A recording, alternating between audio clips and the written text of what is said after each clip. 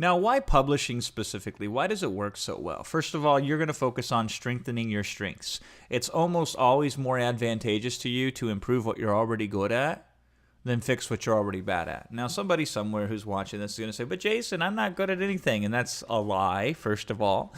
But even if we accepted that as true, then the real question is there anything that excites you?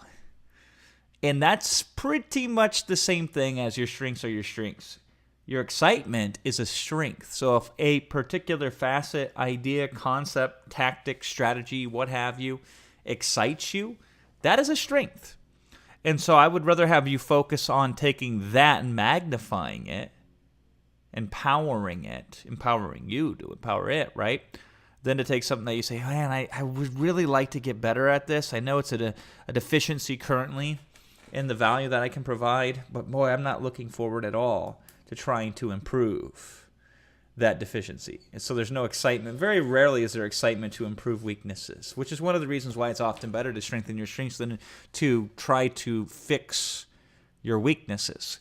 So depending on what side you're on, publisher or publishee, and I'll define those terms here in a later video, depending on what side you're on, one side you're going to be stronger than the other. It's a fact for every single one of us. And so you can pick a side to focus on what you're excited and or strong in, ideally both, and then you can find somebody on the other side to synergistically come together and do very well. Second reason why this works so effectively is the power of choice. Every situation has its own exploits and leverage points. So we're going to try to find situations that are easiest to exploit with the most amount of leverage with the least amount of effort and time. And so this gives you a choice within a choice. First of all, who you should publish with. You have lots of options. Very few of them anybody else is actively pursuing them. And secondly, this is a choice amongst a larger choice as options overall for you to use information products to help you attain your revenue goals. Third, positioning. You can't be the expert at everything even if you actually are. The perception of positioning. It's very hard for the market to accept that this person is simultaneously the best at 15 different unrelated items.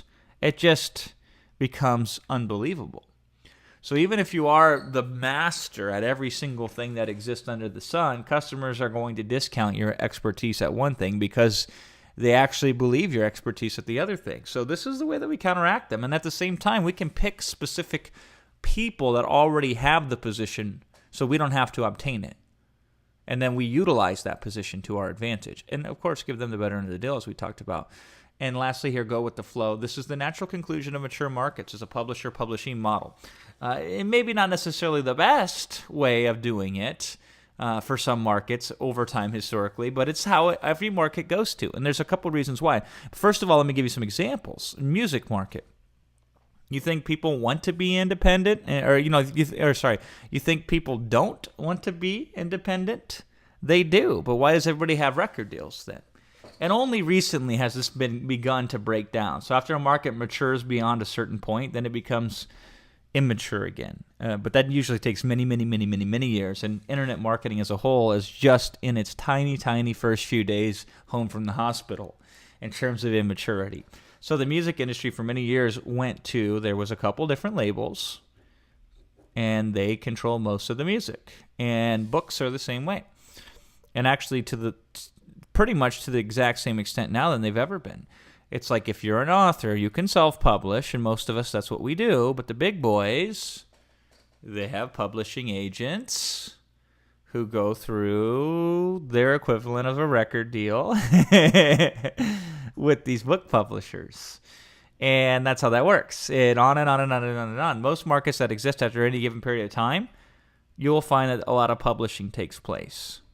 Whereas in mature markets, everybody's ragtagging it. Independent is the only option for the most part. But here's the second reason why publisher models tend to happen in mature markets naturally. So, take a look at our company. For internet marketing, we're a big fish in a very small pond. We did in 2015, $15.7 million, for example, in a market where very few people do more than $1 million a year.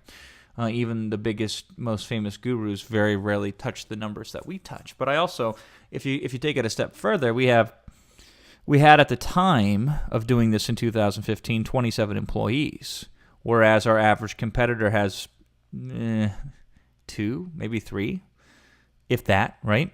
We've also developed proprietary software.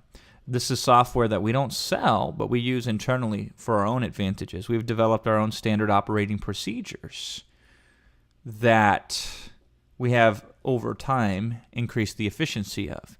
We have certain infrastructural things that we've created that we can now utilize, that it was a one-time cost but can be leveraged every single time we want it.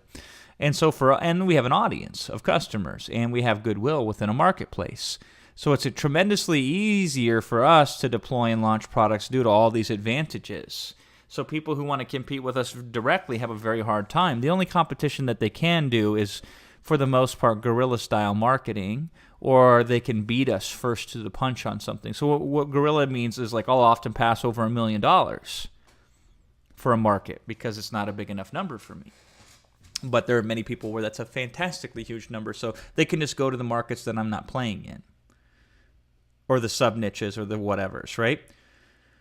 The second thing related to this is, because we're big, we're slow in a lot of ways, because we have processes and we have multi-layer channel things, and we want to have a certain high level of quality. So very often people can beat us to the punch to be the first to take advantage of certain things in a market. But then we go to those people, we publish them, and we say, you know that thing that you sold for $7? Here's what it would take to make that thing sell for $97, and customers actually be happier to pay $97 for it than $7 for it. And then we go and we look for publishing. In fact, mostly in the last few years, I've been solely focusing on the publishing side, where I'm the publisher looking for publishees. And it's funny because nobody's actively really reaching out to me. I'm proactively having to go out and hunt them down and trying to make them more money than what they're currently making, which is kind of weird because it should be the other way around. But that's okay for me right now because I'm taking advantage of that. But you should be thinking of it from the other perspective. This is where these markets are going to go anyway. So would you rather wait till you're thirsty to dig your well, or should we dig our well in advance, right? So this is why we're focusing on publishing, and why publishing is so effective for you as a Product E-Class Ultima customer.